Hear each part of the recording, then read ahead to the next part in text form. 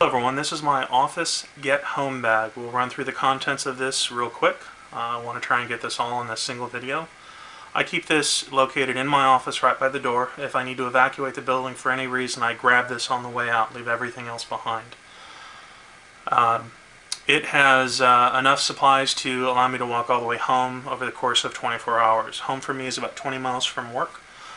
Through the city, through the suburbs, and into the rural area, crossing a number of streams, a river, and a small mountain. So, given that I wear suit and tie to work, leather loafers, I've got a spare set of shoes in here, change of shirt, etc. But let's start with the bag. Obviously it's a camelback. I like camelbacks. They have a lot of experience making military class bags. So they use a lot of really good materials that they've been transitioning into their civilian lineup, namely the plastic they use in all the plastic clips, the stitching, bar tacks, square stitching, just real heavy duty stitching that doesn't give easy, a lot of double stitching in areas that are of importance.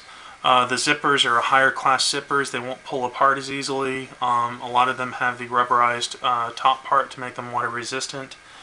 The meshes don't stretch out as easily. It's just overall it's a better class of bag than what you would buy otherwise. One of the things I really do enjoy about the this particular camelback, and in a lot of new bags I've been seeing, is that this is a bladder bag, a hydro bag of course. It's got the hydro pouch in the front so that the rear compartment, main compartment, you don't have to unpack it in order to get to your hydration bag, which is generally a real struggle, not to get out, but to get back in when it's fully loaded down. So you unzip the zipper and you've got full access to it. You don't have to worry about things pressing into it and preventing you from loading it up easily. It was that reason that a lot of people converted over to canteens and away from hydration bags. This is my hydration bag. It's a 100-ounce bladder. It's brand new. It's brand new on purpose. I don't want to have to worry about any kind of bacteria or fungus, scudge, whatever building up in it, because it's been sitting there for months. In addition, while it's sitting in my office, it has 2 bottles of water in it. My thought with that is evacuate, get to a place where you've got some temporary shelter. Dump the water into the hydration bag and either get rid of the bottles, put the bottles in the bag, or put the bottles in the side pouch. Use the bottles to gather more water, or if somebody stops you on the side of the road wanting to take your water by force, cough up those 2 water bottles. So let's get the bag out of the way. And let's look at all the goodies. Again, I'm trying to get this all in one show, so I'm going to run through this pretty quickly. 550 cord, really great cordage. It's got 7 internal gut plus the sheath. Each one of them are 50 feet long. If you need something longer than 50 feet, you tie them together. Each gut can hold 50 pounds. Collectively, the whole rope is rated for 550 pounds, although it's not rated for you to climb. It's also rather small for you to climb, but it's good for general purpose. A deck of playing cards to kill boredom if you are stuck somewhere, toilet paper. I'm not real fond of the camping toilet paper. I usually do a large toilet paper roll, put it inside of a bag, you pull out the cardboard and step on it to crush it down.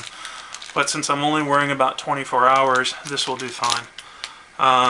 Notepad, large Sharpie pen to leave notes to those that, hey, I'm going this way, or to my wife, I'm on my way home, rescuers, whatever. It's a means of communication.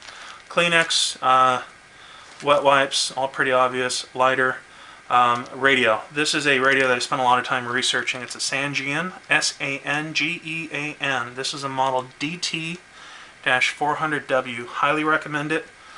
It has both a external speaker, plus it comes with headphones. It runs for, I think, like well over 100 hours on headphones. It gets pretty loud, so if you need to keep a bunch of people abreast of whatever's going on. It doesn't like lithiums. It only runs on alkalines. It's 2 sets of batteries.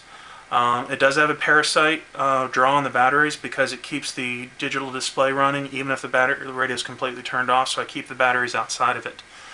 This particular unit comes with a separate antenna if you don't want to use the speakers as an antenna. The other nice thing about this unit that a lot of other models don't have is, by default, the antenna is your headphone. Well, if you want to listen to the external speaker, you have to unplug the headphone. Well, you just unplugged your antenna.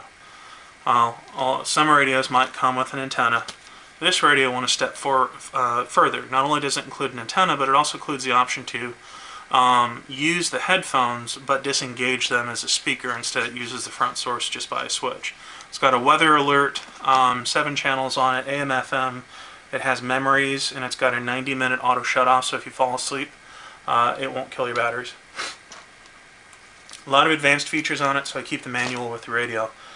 Here we've got a Smith & Wesson first response knife. It's got a glass breaker on one end, a belt cutter, serrations for cutting cordage, and general knife blade. I keep it relatively sharp. I did have to sharpen it out of the original case, but other than that, it's never been used. It's a $15 knife. It's what I consider a cheap but durable knife. Whistle. This is a Leatherman Blast. It's a good all-purpose, general, relatively inexpensive multi-tool. I have 2 Siloom. These are the industrial lights, not the military, so these aren't chem lights. I don't think they're called snap lights when you buy them, but I got these from Amazon. I think it was like $11 for a box of 10. They've got a 5-year lifespan, 12 hours. And these are the yellow ones. The yellow and green are the brightest. I like these for area lighting. If you get to a particular place you're going to stay overnight, you may want to provide ambient light for you, or if you're concerned about somebody sneaking up on you, you could throw them in other areas further away from you so you can spot somebody else walking through them. Or if you're debating whether or not to go across that crevasse or go into that hole, crack one of these, drop it down the hole, see how far down it goes, and if you decide not to go there, you're not worried about losing your flashlight. You just walk away from it. Flashlight. I like headlamps versus flashlights. This is a Petzl Tikka, T-I-K-K-A-X-P. It's an old model, but they're still around. I think the XP2 is the current generation. They're a good, solid headlamp. There are better ones out there. There are much worse ones out there. This is a good general purpose lamp that combines a lot of the different features that are out there. I like headlamps over flashlights because you get your 2 hands back. You don't have to walk around with one, which is really good at night when you're walking through brush or something. You can use both hands to keep the brush out of your face. There's 3 batteries inside, 3 batteries in the case. I always keep an extra set of batteries with everything. I have both an iPhone and a BlackBerry. Depending on which one I have on me, I have the ability here to recharge them. This is the Duracell My Pocket. They don't make these anymore, but a lot of people on Amazon still carry them. You can buy 2 of them, or a pack of 2, for I think like $10. I've got one of these in each one of my vehicles, each one of my get-home bags, and just everywhere. I've got an extra one in my office, and then of course this one's in my office. This guy loves lithium batteries, so here's 2 sets of batteries. It will do 3 complete charges of my phone on 2 sets of batteries. I have tested it. So between these 2 batteries, I've got 6 complete charges. Now, the rubber bands that are on the batteries are called Ranger bands, and it's basically a bicycle inner tube that's been cut up, and you basically shove the batteries in there. And what it does is it protects the terminals of the batteries from shorting out and catching fire. The other thing it does is it gives this a little bit of water resistance, endurance. So if you do happen to drop this in there, it's such a tight seal that water's not going to get in there, and lithium and water, very, very bad thing. This is a Photon Freedom. Photon is the make, Freedom is the model. I really like these. One touch, it turns full bright. Touch and press, and it will dim. So it gives you infinite control. Dims down, dims up. Provides SOS and Alpine Rescue flashers. It also comes with the neck strap that you see, and this is a additional device that you can plug the light into, and it gives you either clipping, so you can clip to the brow of your cap, your collar, or it's got magnets on the bottom of here if you want to snap it to the side of your car and use it to help you change tires. Wet wipes, and alright, now it's going to get a bit messy. I'm running short on time. This is a dry bag. This particular one is Sea to Summit. It's a 4-liter bag, and I put all of the electronics and the paper goods in here so that if my bag and I fall into a river water underwater, I don't have to worry about the electronics in here getting damaged. That is a survival blanket. It's larger than a standard casualty blanket. It's got an aluminized mylar coating on one side that reflects the a type of heat back towards your body, and then on the other side it's got the bright orange color, but it's also got a whole bunch of survival diagrams on it for things like how to catch water when you're in the woods, or how to make a shelter, how to make fire, etc. This is a cheapo poncho, but it's large enough to fit me. I can still shove my head barely through that hood hole. They just don't make them for adults anymore. These are 2 garden bags. You can use them for a number of different things. My purpose here is to make an ad hoc sleeping bag. So if it's raining and I can't find shelter, I can use a combination of my poncho plus these bags, use the poncho to create a lean-to, and put my feet in one of these bags, shove it full of either leaves or crushed up newspaper to make insulation, and then also wrap myself up in the survival bag. And once I've done my feet, then I can use the other bag, cut a hole in it, put my head through it, and do the same thing with the top part. And voila, I've got an ad hoc sleeping bag. It'll keep me a lot warmer than sleeping on the ground somewhere. These are Merrill chameleons, well used, and rather than throw them away, I kept them for a bag such as this. There's, I think there's Gore-Tex inside of them. They've got Vibram soles, real high quality shoe. I loved them. I've put, as you can see, a good few hundred miles on these. I think I'm on my 3rd or 4th pair now. 2 sets of socks so that you can do a change of socks on the road. These are a pair of gloves that I picked up from Home Depot. Nothing special about those. A change of t-shirt, underwear, as I said, suit and tie to work. I don't want to be walking home in a suit jacket or a dress shirt, or depending on how cold it is, I may use that as a layer plus a t-shirt, change of underwear. For food, I want high-calorie, quick-go foods. There's a couple of Cliff Bars, there's a large chocolate bar, and some lemon drops. I love lemon drops when I'm on the trail. What's nice about them is it keeps your mouth salivating. It helps fight the thirst desire, and it keeps you from getting cotton mouth. This is a fire hood. It's something that you can pick up from Amazon. I think it's like $30–40. It's basically an aluminized hood that you put over your head. The aluminization is an odd word. Anyway.